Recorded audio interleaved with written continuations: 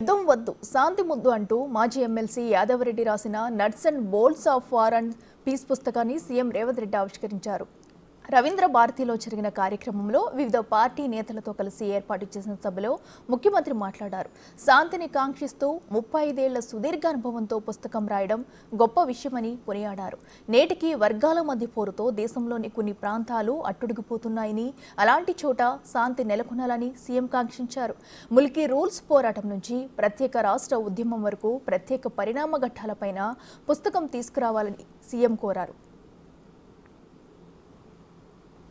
యుద్ధాలు దుఃఖాన్ని తెచ్చిపెడతాయి, శాంతి అభివృద్ధి పదం వైపు నడిపిస్తుంది అనే నమ్మకంతో యుద్ధాలకు వ్యతిరేకంగా ప్రపంచంలో జరుగుతున్న సభలు, సమావేశాలు లేదా కార్యాచరణలు తీసుకున్నప్పుడు వారు క్రియాశీలకంగా పాల్గొనడం జరిగింది. ఆ తర్వాత జరిగిన తెలంగాణ ఉద్యమంలో వారి క్రియాశీలక పాత్ర చాలామంది తెర మీద కనిపిస్తారు, తెర వెనుక కూడా చాలామంది కృషి ఉంది. నాకు తెలిసినంత వరకు 2008లో తెలంగాణ రాష్ట్ర ఏర్పాటు అంశము మీద శ్రీమతి సోనియా గాంధీ గారు యాదవ్ రెడ్డి గారితో ప్రత్యేకంగా గంటకు పైగా దాదాపుగా 2 గంటలు వారితో చర్చిస్తే వారు పూర్తి స్థాయిలో తెలంగాణ రాష్ట్ర ఏర్పాటు ఆవశ్యకతను శ్రీమతి సోనియా గాంధీ గారికి వారు వివరించారు. వారు ఏ రోజు ఈ విషయాలు చెప్పుకోలే, ఎందుకంటే వారు బాధ్యతగా భావించారు. కాబట్టి ఆనాడు 2008లో శ్రీమతి సోనియా గాంధీ గారి దృష్టికి తెలంగాణ రాష్ట్ర ఏర్పాటు యొక్క ఆవశ్యకతను వారు తీసుకెళ్ళారు.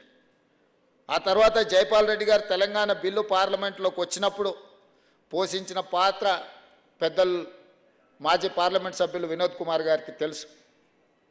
దాదాపుగా చివరి పార్లమెంట్ సమావేశాలలో గందరగోళ పరిస్థితుల్లో తెలంగాణ రాష్ట్రం ఏర్పడుతుందా లేదా, ఒకవేళ ఆ సమావేశాలలో బిల్లు పాస్ కాకపోతే తెలంగాణ రాష్ట్ర ఏర్పాటు ఆకాంక్ష శాశ్వతంగా వాయిదా పడుతుందేమో అన్నంత ఉద్రేకమైన పరిస్థితుల్లో జైపాల్ రెడ్డి గారు అత్యంత కీలకమైన పాత్ర పోషించి బిల్లును ఆమోదింపజేసే విధంగా ఆనాడు వారు చర్యలు తీసుకున్నారు. జైపాల్ రెడ్డి గారు తీసుకుంటున్న ప్రతి నిర్ణయంలో, ప్రతి చర్యలో రాజకీయంగా వారితో పాటు వారి సహచరుడిగా యాదవ్ రెడ్డి గారు తన బాధ్యతను ఎప్పుడూ నెరవేరుస్తూనే ముందుకు సాగింది.